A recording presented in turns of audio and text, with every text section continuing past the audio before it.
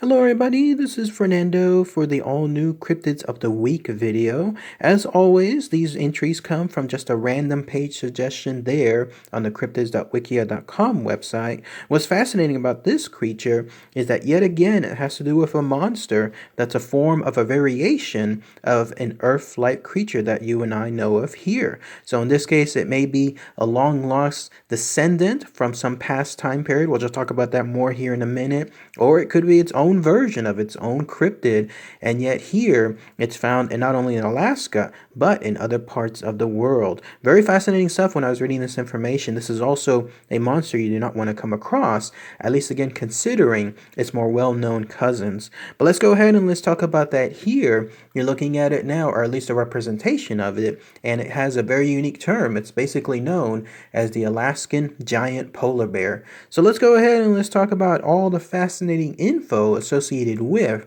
this elusive creature. So what is this Alaskan Giant Polar Bear?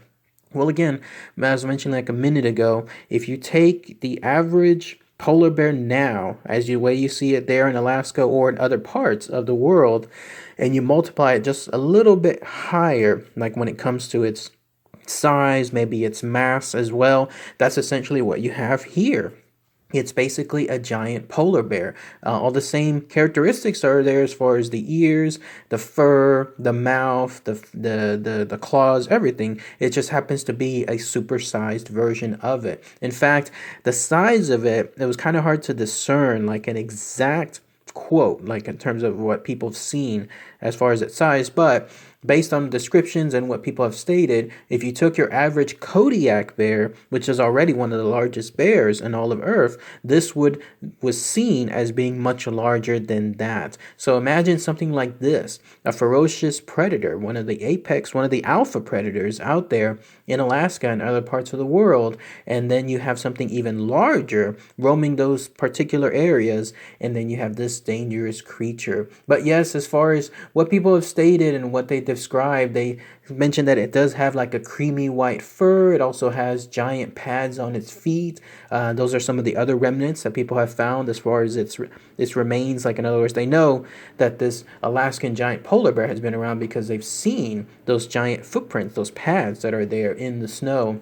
But otherwise, here are some of the actual descriptions people have stated, some of the visual descriptions of this polar bear. So one was apparently cited by a person that was on a gondola ride there in Alberta. We're most mentioning that's in other parts of the world too. Well, in this case, this happened to be in Alberta.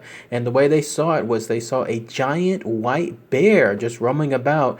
My guess it was somewhere on the water or nearby the water, considering this person was on the gondola ride. And not only that, but this giant polar bear also had two heads on it. So how about that? 2 for 1 when it comes to this monster. And it must have been seen for a short time period, or at least as short as that person was in terms of getting, the heck out of there when it comes to seeing this thing. But that was their description. Another person, in this case in Quebec, yet another part of the world, this was a French elder woman. There she was sitting in a restaurant just minding her own business. In fact, she must have been just at that time when she was drinking her hot chocolate, just staring out the window, just in her own thoughts, when all of a sudden she saw what she described as a huge white mass of fur coming down a hill somewhere nearby. It must have been one of those amazing sights where you're seeing something from afar, yet it looks larger than it should be.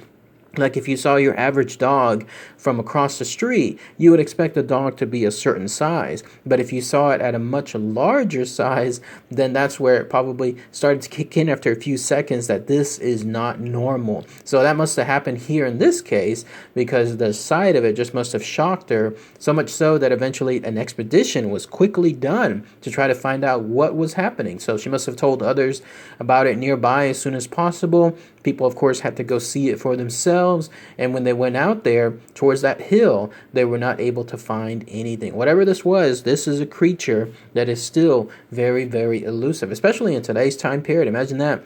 There's something like this, and there's no photographs, there's no videos, other than the visual sightings that people have had. That's pretty much it. There was another one who remembered a woman from Kodiak Island who stated that her father once killed a giant polar bear, one of these Alaskan giant polar bears, and then did so because it was stood out from the other polar bears because apparently it had, not only because of its size, but it also had these giant hairy hands or paws on it too. And so, unfortunately, though, there hasn't been or wasn't any evidence of it afterward. Who knows? Maybe its body was used for the usual things like food and warmth and fur and stuff like that. But either way, though, this evidence was never really found afterward. And if you want to know about yet another set of sightings, you can go to London. Apparently, these giant Alaskan polar bears are also international, because if they go over there, if you go over there, apparently people have stated that they've seen them not just going into a small city creek, but also apparently invading underground subway trains. How about that? There you are, pretty much in the rush hour of things, either leaving or going to work, and all of a sudden you see this giant mass, this giant white mass of fur roaming about in those bottom areas. Definitely don't want to be trapped in those enclosed areas with this thing. So at least there's another experience too. Now, as far as what this really could be, and I was mentioning this earlier, it may be a long lost descendant. Take a look at this. This is known as the Ursus Meritus Tyrannis. How about that? It's a pretty nice name when it comes to this creature. It goes by other names, but still, that's the most commonly known name. I like the other term, though, associated with it. It's known as the Tyrant polar bear. Now, that is a cool name to have, is right there. But yes, this creature was larger than any other bear for the longest time. Like, in other words, take your largest bear now, and this would have been maybe about 11 to 12 inches taller than it. All of that comes from here, that what you're looking at a picture of. Apparently this ulna, or this piece of bone, was found somewhere near London in the Thames River, and when it was compared to the average size of the polar bears and other bears now, you can see that it's much larger all around. Not only is it longer, but it also has a thicker mass tied to it. It just looks overall bigger. And so taking the dimensions of that and then expanding it as you would to some of the other